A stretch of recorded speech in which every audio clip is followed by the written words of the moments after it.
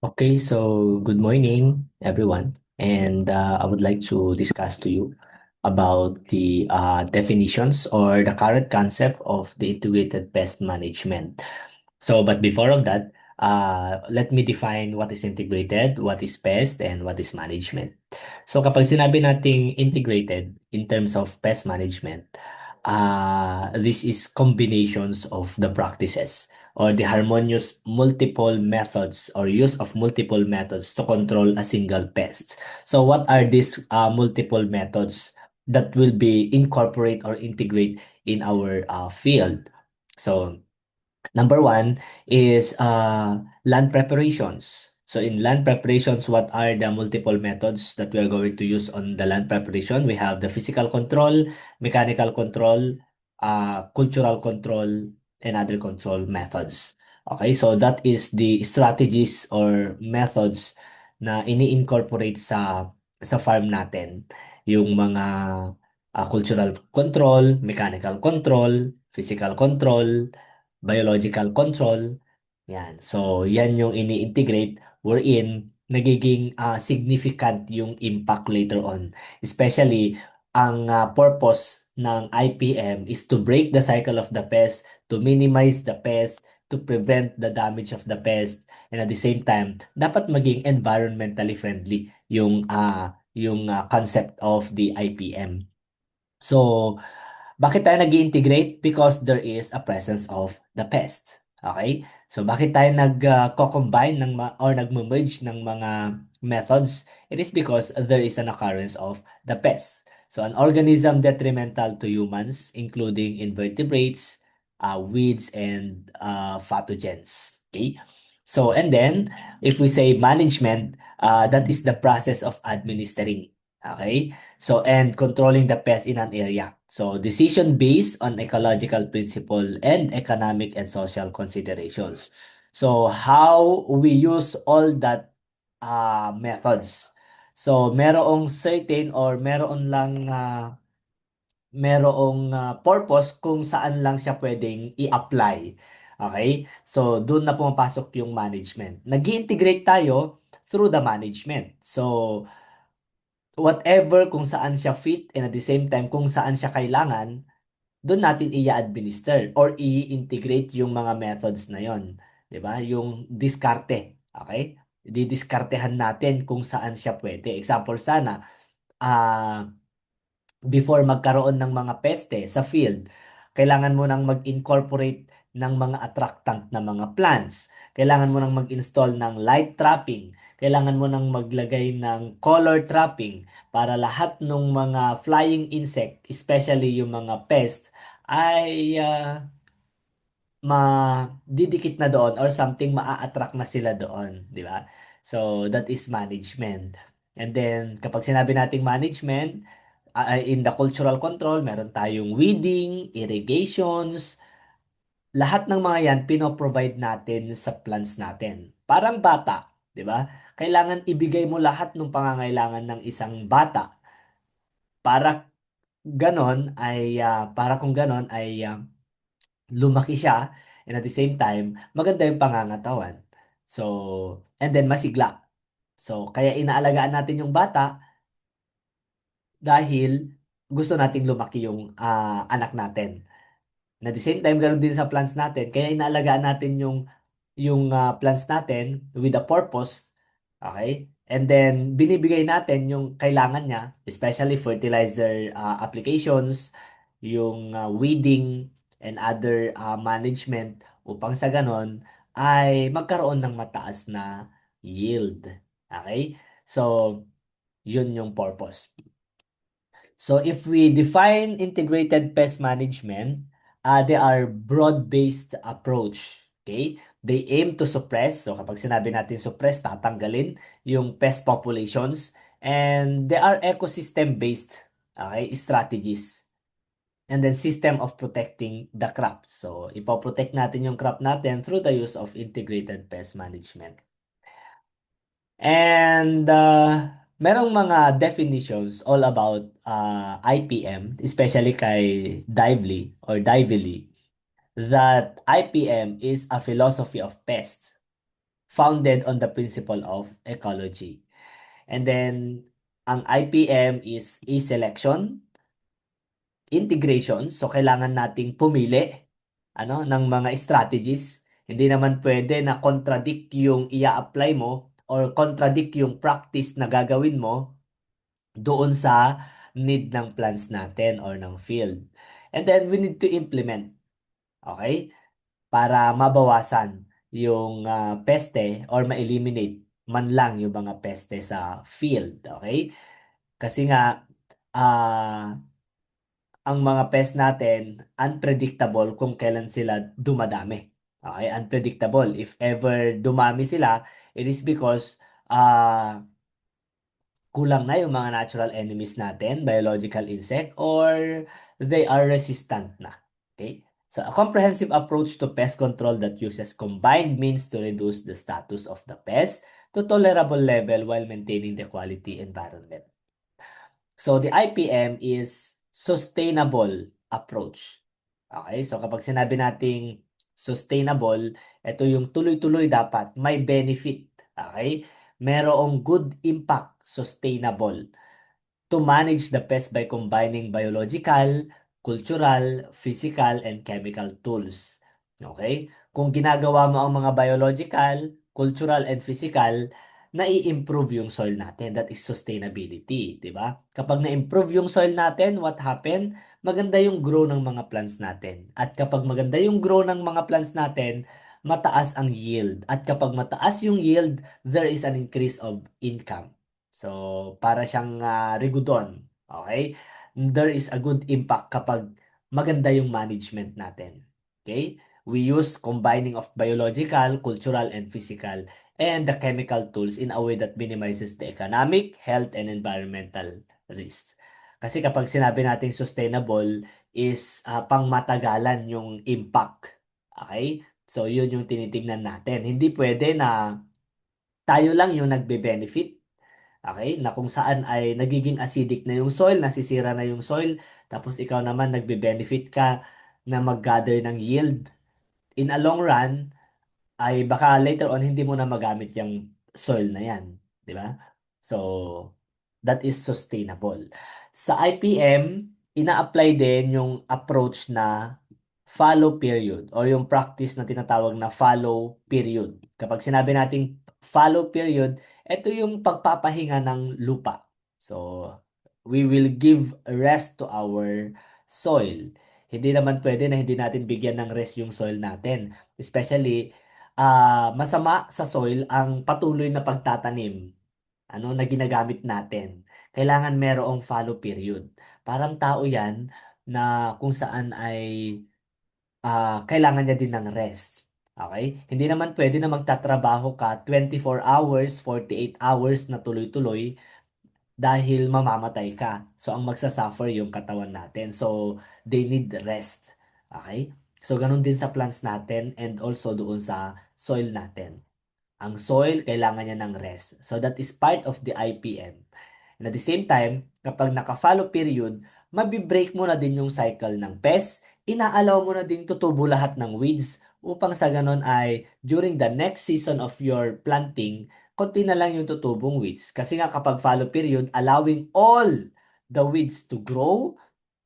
Number two ay uh, to break the pest. Okay? To break the pest, especially yung mga crop na tinatanim natin, 'di ba? So hindi na magkakaroon ng continuations doon sa growing period ng mga insect pest natin or yung mga pest natin without the hosts. So kapag hindi ka nagtanim, wala yung host, so aalis sila, mapibreak yung cycle. Mamamatay yung mga kasama nila. Kasi nga weeds na yan, so iba yung peste ng weeds doon sa crop natin.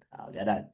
So it is a durable, environmentally and economically justifiable system, and in which damage caused by the pest, diseases, and weeds is prevented through the use of natural factors, which limit the population, growth of these organisms, if needed supplemented with appropriate control measures. So, a pest population management system utilizes all suitable techniques. So, kailangan lahat ng suitable techniques na maaaring gagamitin gawin natin. Okay? Hindi yung ang last or ang first na option natin is applying of chemical. Mali yun. Ano? Yun ay nagko-cause ng damage and hindi siya environmentally friendly. Okay? At they harm our health.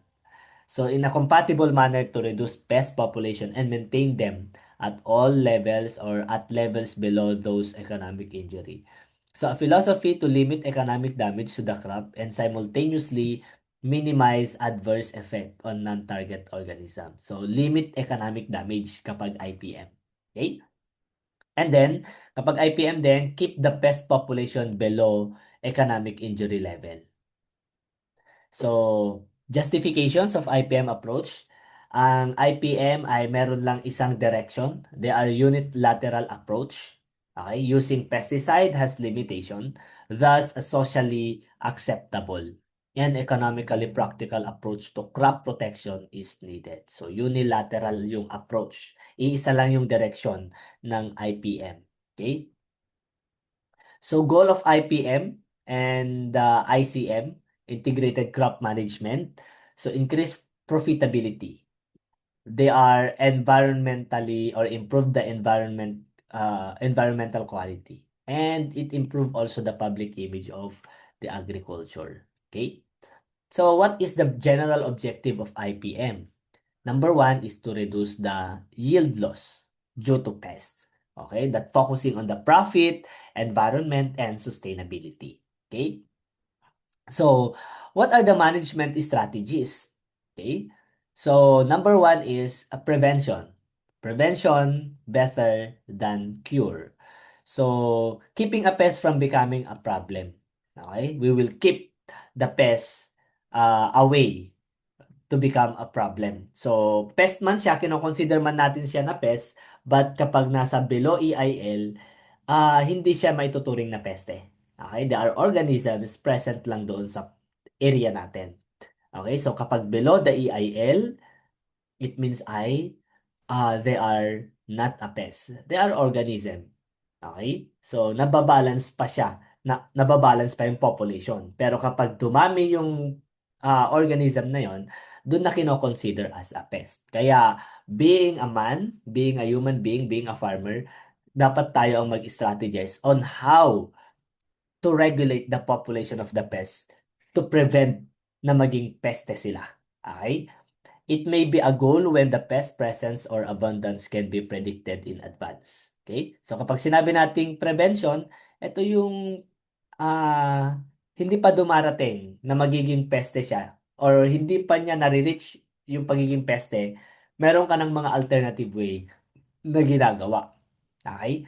So, example sana, eto yung graph, eto yung EIL or Economic Injury Level. So kapag meron ka ng mga alternative way na ginagawa dito at na-maintain mo yung population lang ng mga peste na hanggang below EIL lang, so it means that is prevention.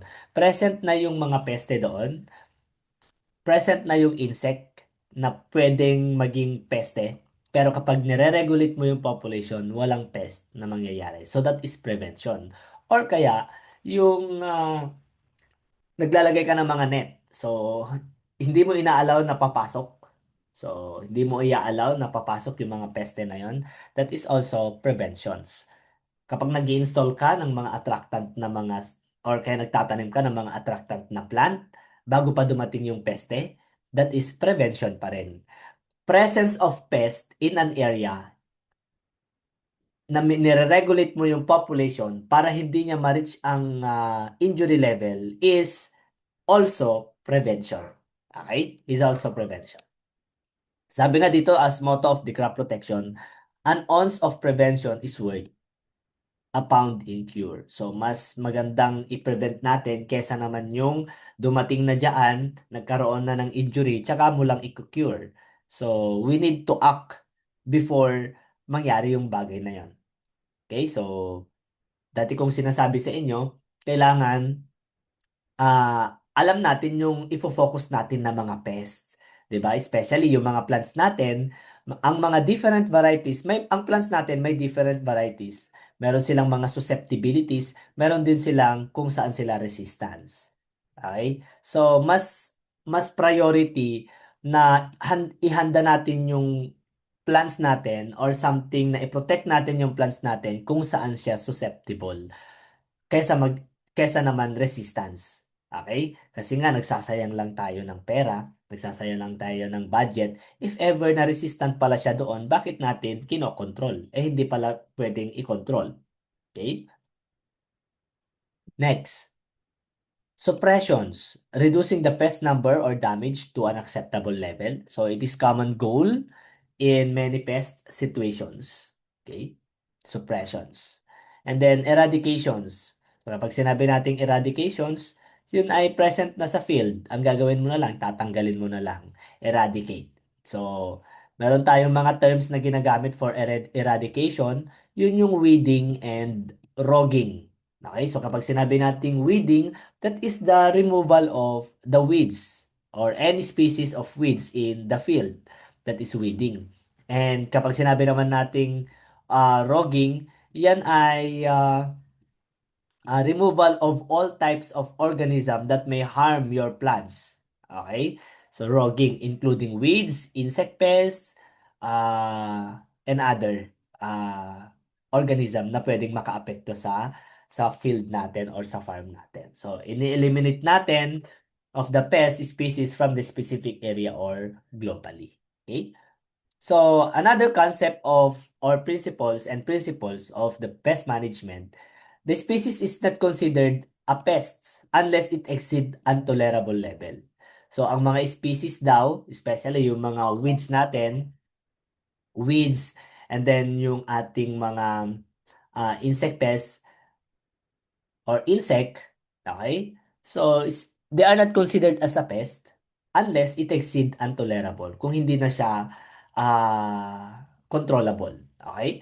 So, the presence of few individuals of insect in the field does not indicate that they are inflicting damage that can result in significant grain yield reduction and does not necessarily constitute a pest problem.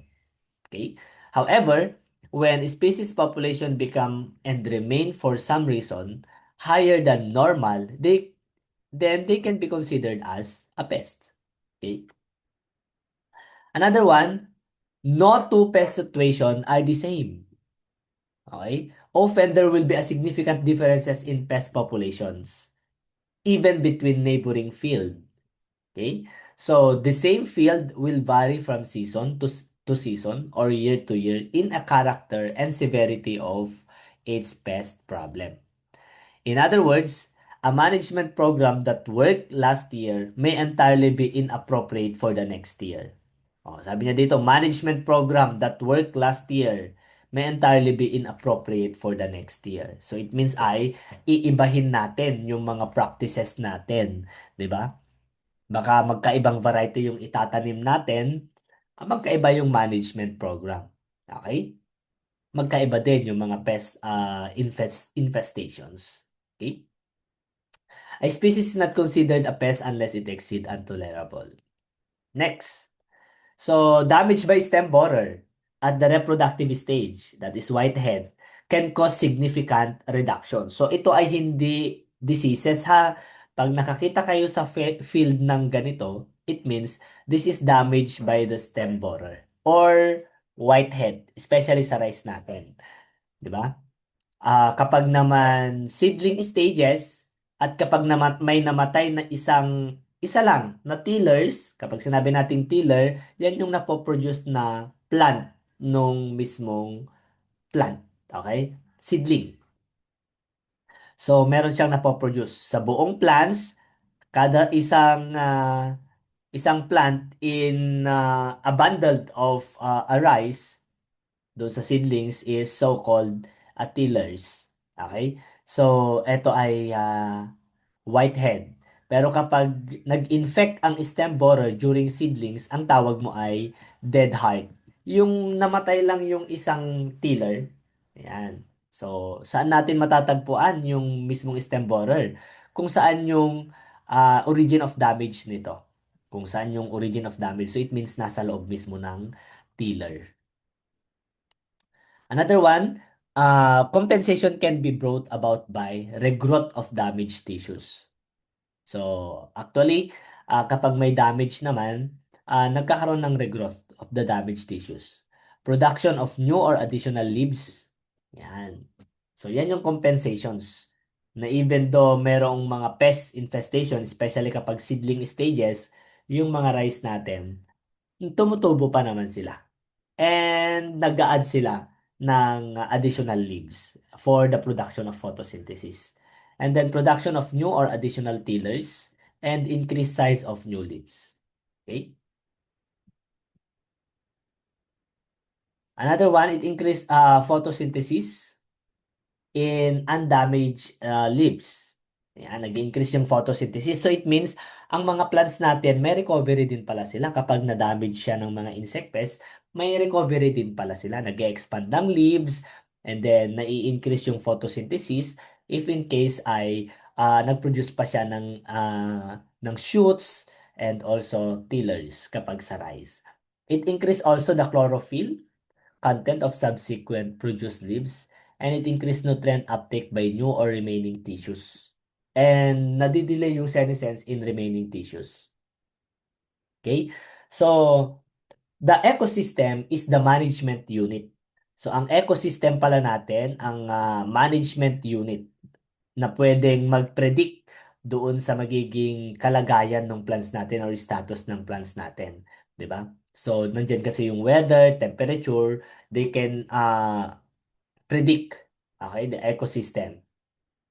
The ecosystem, dependent tayo diyan. Okay? We depend on the ecosystem, especially yung mga plants natin. Kaya kahit sabihin nating higher yield ang plants na yan, kung hindi umaayon sa environment, example sana nagkaroon ng drought, nagkaroon ng flooding, so hindi mo pa rin masasabi na higher yield. Higher yield siya in a normal conditions. But if the ecosystem change because of the climate change, because of the environmental or weather conditions, so magiging susceptible yung plants natin. Okay? IPM system are dynamic, hence the whole ecosystem should be considered in the development of pest management strategies. So the individual organism, the populations, the community, and the physical factor are the building block of the ecosystem. So the farmer, his family, his farm, animals, his surrounding are part of the ecosystem. So kaya tinawag siyang management unit. Ang ecosystem ang management unit sa farmer, sa family, sa farm, animals, his surroundings. Kaya kapag pabago-bago ang panahon, hindi natin pwedeng i-control yung panahon. 'Di ba? They manage us, especially yung ecosystem. Kung mainit ang panahon, tayo ang mag-a-adjust. Kung malamig ang panahon, we need to adjust because our manager is the ecosystem. Okay? Siya yung magpe-predict sa magiging weather, magde-decide sa magiging weather, ng temperature, and yung magiging climate natin. Okay? So, the ecosystem concept emphasizes the interaction of all the factor in a given area and that it forces us to look farther or beyond. Okay?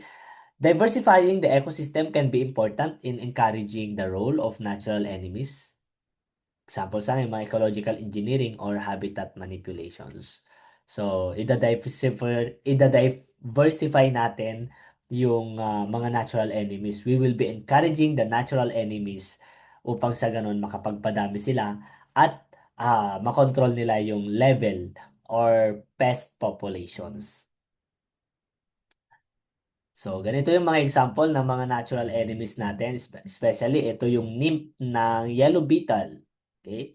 Nymphal stage. So, natural control must be maximized. So, IPM is an ecological-based pest management strategies that rely heavily on natural mortality factors such as the natural enemies and the weather. Okay, so ito yung mga example ng mga natural or biological control agents natin. Meron tayong mga damselfly, mga beetle, yellow beetle, mga arachnids. Okay? So everything, these are considered as mortality factor or the predators. Kapag sinabi natin predators, kumakain sila ng mga kapwa insekto nila. Okay? They are chewing type na mouthparts. And then meron din tayong mga parasitoid. So kapag sinabi natin parasitoid, ito yung nagpaparasitize ng mga itlog ng mga insect. Okay? So parasitoid, nangingitlog sa ibang itlog gaya ng trichogramma, and then itong mga parasitoid natin or wasp. Ito yung mga different kinds ng wasp. Okay? And then meron din tayong mga entomopathogenic gaya ng mga fungi na nagko-colonize ng mga peste. Like yung mga virus. So, hindi lahat ng virus pest, ano? May mga virus na pwedeng ang i-infect niya ay mga peste, mga insect pest. Okay? Ganon din sa mga fungi. Hindi lahat ng fungi, they are pests na nagkukos ng sakit. Meron ding mga fungi na nagko-colonize, gaya ng mga Metarhizium anisophilae, Beauvaria bassiana, yung mga Helicoverpa zea single envelope nucleopolyhedroviruses or the HZSNVP. Okay? Yan ay mga biological control agent. Another one, control by natural enemies is a cheap, effective, and permanent and non-disruptive to other elements of the ecosystem. So, hindi sila nakakaapekto sa ecosystem natin. But we are not dependent on the natural enemies. Ano, hindi natin pinagkakatiwalaan ang mga natural enemies. Kasi nga, natataranta tayo in being a farmer dahil wala tayong alam about the natural enemies at we all know na we assume na all the insect na nandun sa field, we considered as a pest. No. 'Di ba? Nandun nga yung mga natural enemies. Parang pelikula yan, na kapag may bida, may kontrabida din. Ganon din sa farming. Kapag may bida, may kontrabida. 'Di ba? So, ang mga bida dito, dapat hindi natin papatayin, i-augment natin, i-preserve natin yung mga natural enemies natin. Okay? Kasi hindi lahat ng mga organism na nasa field are pests. However, it is also the factor most likely to be disturbed by the employment. So, nadi-disturb natin sila using the pesticide. Kaya nga, last resort lang ang pesticide in case na uncontrollable na or tolerable na yung mga peste. Okay? Yan. So, as you can see, dapat ganito yung magiging populations ng mga pests. So, mas mataas ang predators, yung kumakain, and then yung mga insect pests gaya ng mga phytophages or yung mga kumakain ng plants, phytophages, ay mas mababa yung population upang sa ganun ma-regulate siya ni predator. So, control procedure must not produce unexpected and undesirable effects. So, action should be made to restore and preserve the natural balances in the ecosystem and not eliminate species. Okay? So, IPM program do not include eradications methods. The concept is to suppress a pest. O, tignan nyo ha, ang IPM daw, hindi niya ini-include ang eradications. Bakit mo pinapabayaan na magkaroon na ng presence doon ng mga pest?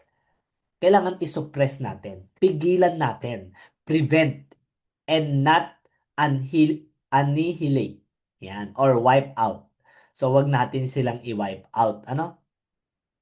Bagkus i-suppress natin, i-balance lang natin. I-regulate lang natin yung presence ng mga insect na yan. Okay? Kasi lahat naman ng mga insect may potential na maging peste.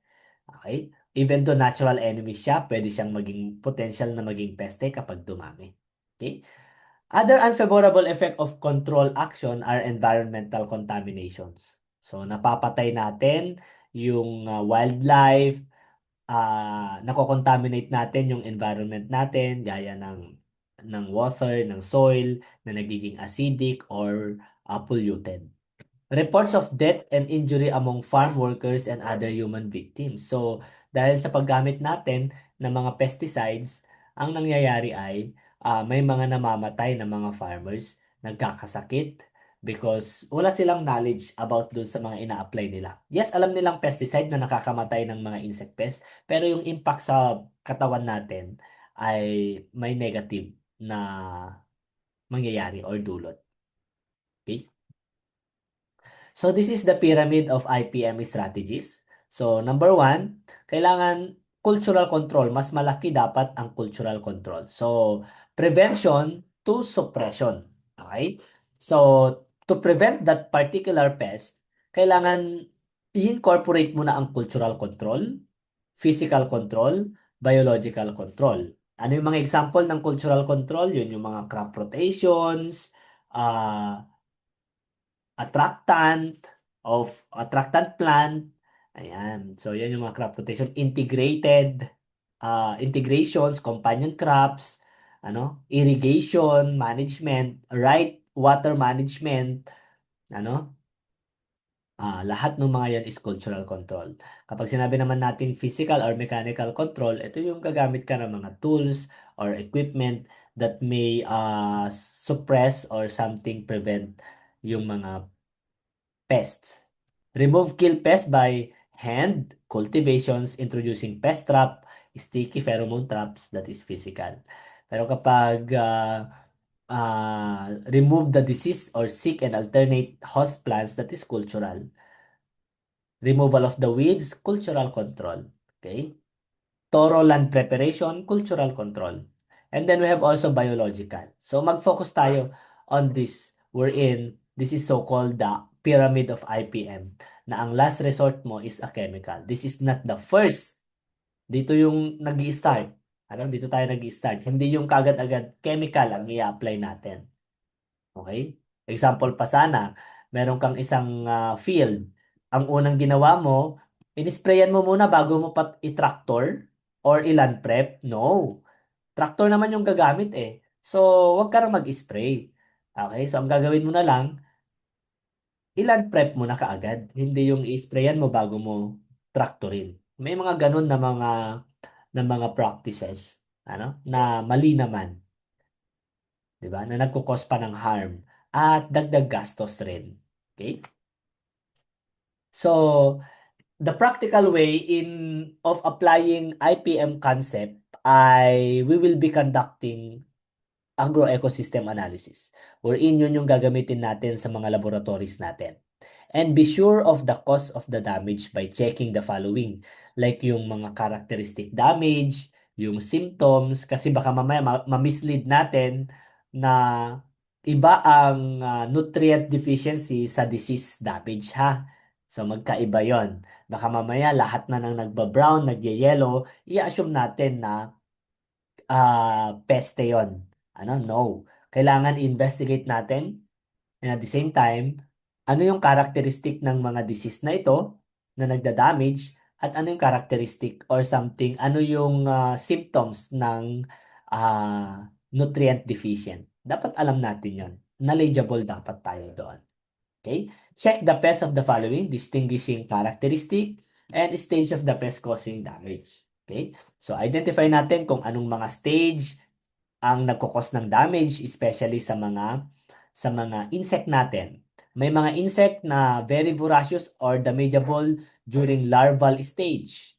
'Di ba? May mga insect na damageable during adult stage. So, nakadepende sa kung ano yung mga insect na nandoon sa plants natin. Especially, anong variety ng plants. So, kailangan i-check muna natin lahat ng background ng plants na yon before tayo mag-conclude na they are considered as a pest of that particular plant. May resistance, may susceptibility, and at the same time, anong stage siya nagda-damage, dapat naka-ready na tayo sa part na yon, 'di ba? Before siya mag-reach ng vegetative stage, before ma-reach ang reproductive stage, so ano yung mga paghahandaan kong mga peste? So, ganon. Okay? So, napakahalaga ng agro-ecosystem analysis. This is a monitoring. We will be monitoring the field, especially yung all the concept or all the present in the ecology, especially yung water, soil, yung sunlight, yung weather, or climate, yung plants natin, and others. So, combine all possible method of pest management. Ano yung mga yon? Number one, dapat gumamit tayo ng mga resistant varieties and practice the cultural control. and harvest at a ground level or incorporate residues to the soil to eliminate hosts of pests and diseases. And practice the fallow. O, tingnan mo, practice the fallow or rest period for at least 4 weeks or plant crops other than rice to disrupt the life cycle of the pest. So kung ayaw mo namang i-follow period, pwede ka daw magtanim ng ibang crop. Gaya sa San Mateo Isabela, ang ginagawa nila, nagka-crop rotate sila ng mangbin. Okay? So, para ma-disrupt yung life cycle ng isang pest. And then, gumamit tayo ng recommended fertilizer rates, especially nitrogen, as this make the plant susceptible to some pests. Prepare the land thoroughly to maintain the water level uniformly for weeds and snail management. Use the right seeding rate and keep the paddy dikes as small as possible, narrow and low so that rats cannot burrow in them. Okay? So lahat ng mga ito is a practical way in applying IPM concept. IPM is not an organic, they are not organically approach. Okay? Kasi gumagamit tayo ng mga fertilizer. Pero sa paggamit natin ng fertilizer, dapat nakadepende tayo sa recommended rate. Especially, kailangan ipa-soil analysis natin. Gumagamit tayo ng pesticide kapag uncontrollable na yung peste. And this is last resort. Okay? Or last option lang. And conserve biological control agent or friendly organisms. And use chemical control only. Okay? When necessary. Or judiciously. Or use a combination of measures that are applicable and available. Okay? What is then the objective of IPM? So, it improved the decision making on pest management. Kaya may improve yung decision making natin on pest management. With the successful implementation of IPM, ecological disruption, environmental pollution, unexpected pest outbreak are minimized. So, nami-minimize natin yung mga yan. And reducing of chemical contaminations of food and environment. Reduce crop loss, reduce pesticide use, and natural or biological control is maximized. So, mama-maximize natin yung natural or biological control. And better pest management decision are made. Okay? So, next video natin, we'll be discussing about the history, trends in IPM or PM or pest management. So, I hope meron kayong natutunan about sa IPM. And at the same time, kapag sinabi nating ISA or Agro-Ecosystem Analysis, ito yung regular monitoring sa farm para makita natin yung status ng mga pest, ng environment, and at the same time, ng plants natin. Okay? So, and then, on that particular ISA, the objective of IPM, incorporating for that ISA, mai-improve yung decision making natin on pest management na magiging successful, at kapag nagiging successful yung implementations natin, magiging sustainable na later on lahat ng component na nandoon sa farm natin. Magiging healthy yung environment natin, magiging fertile yung soil natin, mai-improve yung population ng natural enemies, at mami-minimize or mare-regulate ang number of insect pests na hindi na nagko-contribute ng economic injury level. So, yun yung dapat, na gawin natin. So, very applicable ito sa farming na dapat i-apply natin. So, thank you so much and God bless.